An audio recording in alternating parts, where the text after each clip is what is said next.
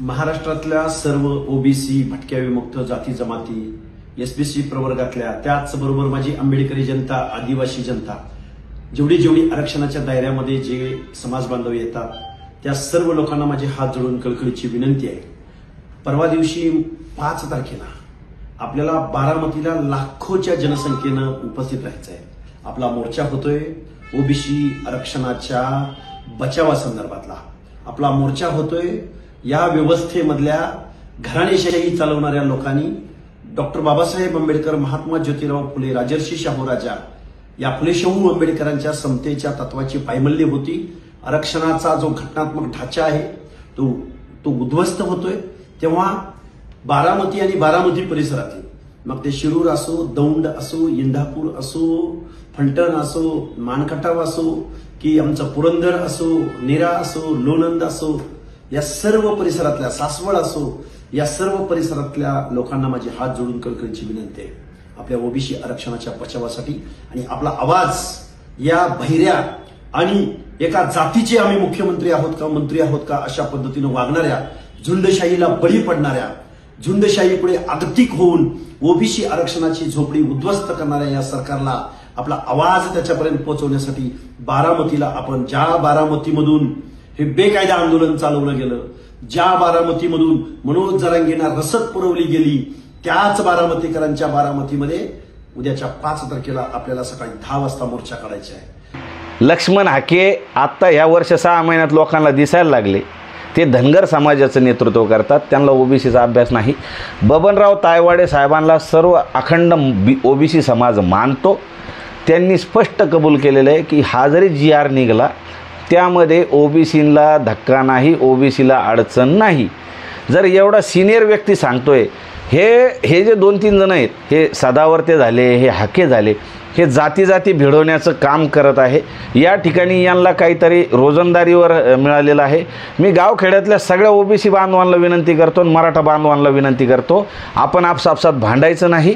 जे झालंय ते आपल्या पदरी पडलेले, कोणी कोणाचं नुकसान केलेलं नाही. सगळे आपण एकत्र राहायचं आहे, हे संभ्रम निर्माण करत आहे. मी बबनराव तायवाडेंचा उल्लेख सांगताय किंवा त्यांचा संदर्भ देत आहे, त्या व्हिडिओच्या खालीच काही मंडळींनी अशा कमेंट केलंय की हे सरकार सोबत मिळालेत म्हणून. यावरती काय बोला? कोण मिळालं सरकारमध्ये?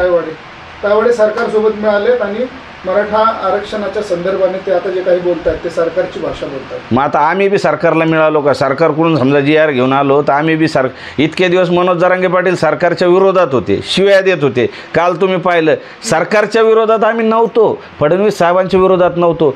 मनोज जरांगे पाटील यांनी त्या ठिकाणी जाहीर सांगितलं की फडणवीस साहेब, तुमचं माझं वैर संपलं कारण तुम्ही मला GR दिला. आणि फडणवीस साहेबांनी कबूल केलं की मराठ्यांना या ठिकाणी असा GR काढण्यात आलेला आहे.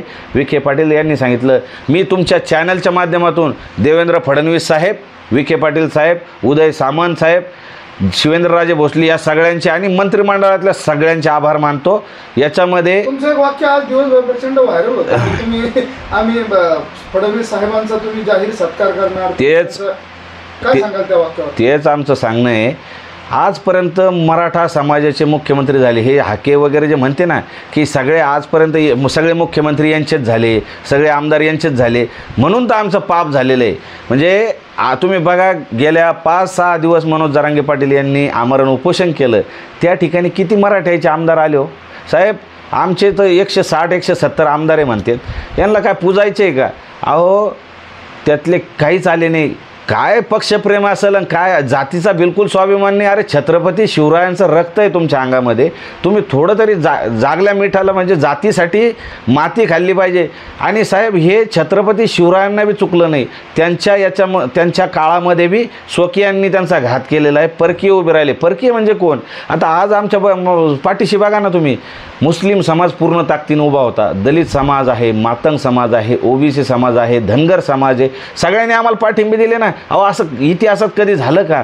सगळ्या जाती धर्माचे सगळे नेते, सगळ्या पक्षाचे MIMने त्या ठिकाणी मेडिकलचं कॅम्प लावला हो. आपण ते जातीवादी संघटना म्हणतो, मराठा समाज हमारा बड़ा भाई है और उसको आरक्षण मिलना चाहिए. ते त्याच्यासाठी नव्हते आले आम्हाला आरक्षण द्या, ते म्हणले मराठ्यांना आरक्षण मिळालं पाहिजे. हा जातीवाद कमी केला हा जरांगे पाटलांनी केला. ही सगळ्यात मोठी अचिव्हमेंट आहे. पहिले काय होत होतं, हिंदू मुस्लिम, हिंदू खतरे में मुस्लिम खतरे में. अहो तसं काहीच नाही आहे. हे जाती जाती खतरेमध्ये इंग्रजांसारखी नीती चाललेली आहे आणि असे 2-4 जण येऊन जाती जातीमध्ये भांडणं लावण्याचं काम करते. भावांनो, जे झालं ते एकदम परफेक्ट झालेलं आहे. मनोज जरांगे पाटील यांनी जी खुट्टी ठोकली होती ती राईट बसलेली आहे.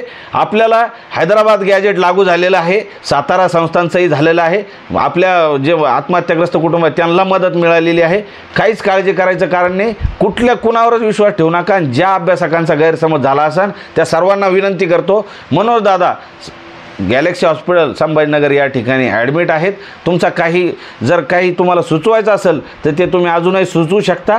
आणि सरकारकडून जी समिती आली होती विखे पाटलांची, त्यांनी सांगितलेलं आहे की त्यामध्ये आम्ही सुधारणा करू शकतो. आपल्या हातातून बाण गेलेला नाही, अजून आपल्या हातात बाण आहे. तुम्हाला काय सुचवायचं ते सुचवा, पण तुमच्याकडं मोठ्या आशेनं सगळ्या अभ्यासकांना विनंती आहे, मोठ्या आशेने